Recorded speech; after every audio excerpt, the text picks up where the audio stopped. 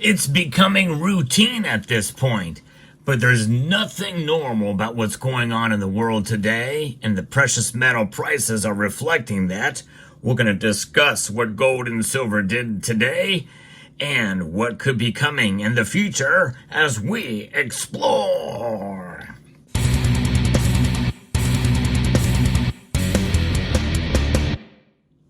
It's getting intense, and it is very tense. That really sums up what's going on in the markets today. Gold and silver up dramatically. Gold has broken yet another new record, and silver is coming up from the rear and doing some very good things, getting very close to reaching my second correct prediction for the year. If I am right 2 times this year, well, I don't know what I'm going to do with myself, because I've been mostly wrong about silver's price in my year-end predictions. But let's take a look and examine what the markets have done today with mere moments before they close. Gold and silver indeed are up today. In fact, all the metals are up, save for rhodium. Rhodium actually may have moved today, and it fell 1%, down $50. But gold is up 1.04% today, up $28.30 to $2,748.20. It reached a high today, up 70 cents higher than that. So it keeps on going up, and it's pretty remarkable and amazing thing to see.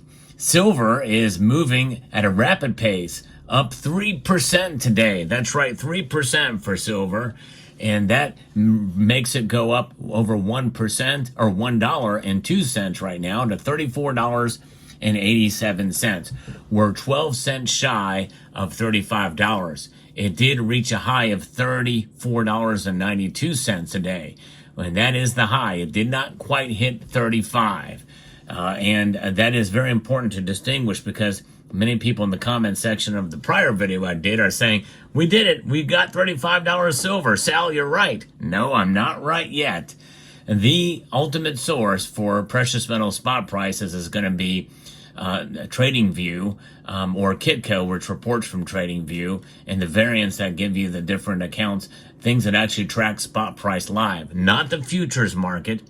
Not any bullion dealer. And by the way, one of the bullion dealers that actually, one of the very few, in fact, one of only 2 I know of, that actually reports anything close to actual real spot price is going to be Summit Metals. SummitMetals.com is the sponsor of the channel, and they have gold and silver at great prices. In fact, it seems like one of the things that was going on with them is that every time precious metal prices go up, they are lowering their premiums, and their premiums are very low right now. You're going to find probably the best deals out there for gold eagles right now of any size. But you can also get silver there, and good stuff over at Summit Metals. I have an order coming from them, and you'll see that soon. So check them out. The link in the description to SummitMetals.com. And they also have a bargain right now on a 5-ounce Scottsdale stacker. So check that out. I'll post a link to that, and you can use the promotional code that I'll have in the description as well below.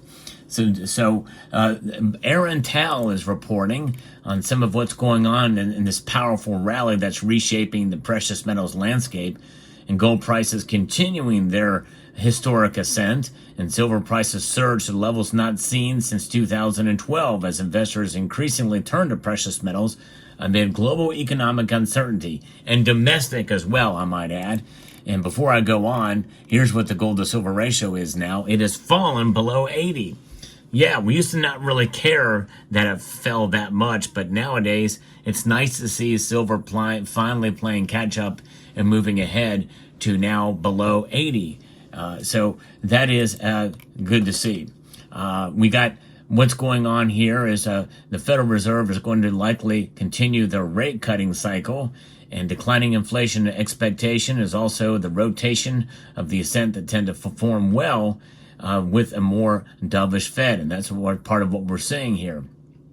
And precious metals have dominated 2024's financial markets, with silver surging over 40% year to date, and gold climbing over 30% and outpacing the S&P 500. And this is something that we're going to be seeing probably more and more of. At least that's what a lot of people are thinking right now. This bullish view is driven by a sense that silver is undervalued compared to gold. Strong industrial demand continues driving silver surge, with applications ranging from semiconductors and electric vehicles to solar panels and medical technology. Its expanding role in military application adds further pressure, considering all the geopolitical tensions we're seeing. A lot of those derived about potential or actual military use that's going on right now, which requires silver. And so that's what we're watching here. And Russia and China are increasing their demand for silver. And so, it's what a thing we're seeing. A lot of the same things we talked about before continue to just intensify, and that is what is driving the precious metals markets today. Now, market experts remain bullish on precious metals, with Bank of America highlighting gold's elevated position above the euro in global reserves. I've talked about that quite a while ago, actually, and continued central bank buying, supporting what they have as a $2,850 target. And that's all I'll say there, because you're going to want to stay tuned for tomorrow's video about some even more shocking news in the world of silver. Now, the precious metals rally shows little sign of slowing down, supported by a combination of investment demand, industrial use, and macroeconomic factors. While gold continues to set records, silver's combination of industrial and investment demand could drive further gains. Though political uncertainties, particularly around the United States presidential election, may impact market dynamics, market participants should monitor central bank policies. And that's one thing that I've done here, is give you what central banks, not only in the U.S., but around the world to a lesser extent, because when they cut rates or raise rates, usually that means there's a sign of something that could come, and a ripple effect to other central banks that we might be doing the same thing. So we should keep that in mind, and also understand that there is a lot happening in the complexities, especially with silver, that could lead to a correction at some point in time. Now remember, it was only recently that I said that we can and should celebrate silver even if there is a pullback, if it stays above $32.50. $32.50 is the resistance. Now, are we far enough past that we can say and solidify a new resistance for silver? Is that resistance $34? Now that we've surpassed that, in fact, right now, silver is now up another couple of cents. It's up to $34.90. We're 1 dime away from $35 silver. And then once we reach 35, is that the new resistance starting to build up, or rather a support building up for silver's price? I don't know. It'll be very interesting to see. But anything can happen. And with silver especially, we've been disappointed so many times. My optimism still only remains cautious. That's in terms of silver's price. But silver itself as a metal, I'm a fan of it and I believe in it precisely for what it has been for thousands of years, as a stable store of value. And in this unusual year, I think it's very easy for us to get sidetracked and start to think of it as an investment when we should be thinking about it as a hedge. In fact, a lot of the pieces I reference do talk about it as an investment. But I cannot stress enough that you should have no expectations for silver other than as a way to protect your wealth over the long course of time. And it's going to take time. 2024 really, in a sense, is an anomaly when you think about it, even though the history has not been written on the silver market yet, because we're in the midst of this bull run. And it is a bull run. There's a good increase in silver's price. I'm excited for those of you who are doing well with buying silver when it was lower and seeing where the prices go. But you know what? It's not just about price. As I'm trying to remind folks here, during this time, we have to keep cooler heads must prevail during a hot market. And we are in a hot market right now. And understand that tomorrow we could see a massive smackdown. I'm not saying it's going to happen. And I'm not trying to jinx anything. I don't have that much clout, by the way. The words that I say here have no impact other than to just try to convince you, the viewer, to look at things through the lens of common sense and realism. And I don't know really how else to say it, but silver is a very real thing for what it is and what it has been for thousands of years, regardless of market conditions. Because how old is the market itself? Really the tracement back to silver's price only goes back so far, especially to the 60s, when essentially it was fixed.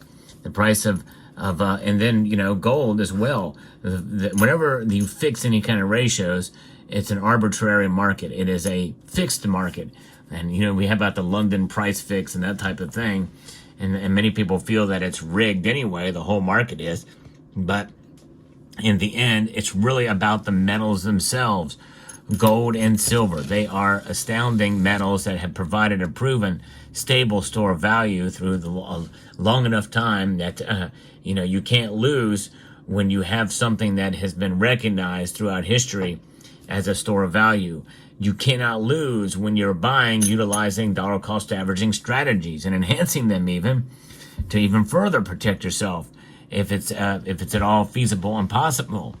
But you will lose, though, when you go to sell when the price goes down. Price matters. I'm not discounting that. And we can celebrate today's movement in prices and the records we've been seeing. But I want to keep you in the know and also understanding the news behind precious metals, because that's why this channel exists. It's what I do. I provide the latest news in the world of precious metals, and to help understand the sentiment behind the markets, which is largely based off of psychology more than pretty much anything else. Psychology drives the markets, thereby causing the metals can move in one direction or another. And when we come to understand that, and so when there is a dip in the markets or a plunge in the markets, we have an understanding as to why. And a lot of that is going to have to do with bolstering this up, and because there's any kind of suppression, it's going to be by the Federal Reserve. So there you have it. So let me know what your thoughts are about this video. I hope you found it informative, insightful, and educational. I would like to extend a multitude of gratitude to each and every one of you for taking the time to watch, and to encourage you to please rate, share, comment, and subscribe.